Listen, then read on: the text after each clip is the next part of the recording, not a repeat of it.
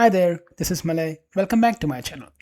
Well, in today's video, let's take a look at how do we insert the list item into SharePoint Online site using Power Automate Desktop. Let's get started. Now, I do have a site called IT Department site, and under that, I have the Employee Onboarding SharePoint list. As you can see, I have different fields of the Employee Onboarding. Let me click on New Item.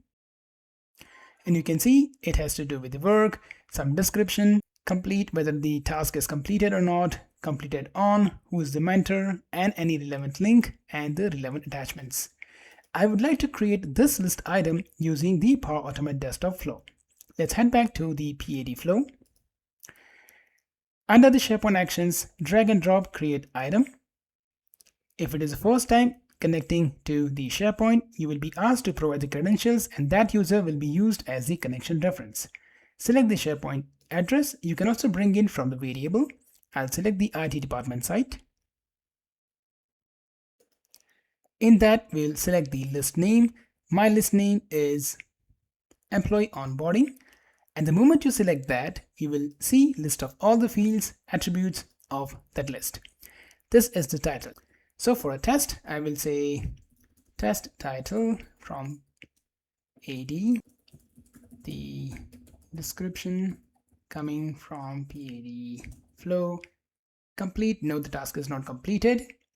Or if you want, let's say it is completed. Yes, it is completed on. When was it completed? So let us just say it was completed on 13th of May 2026.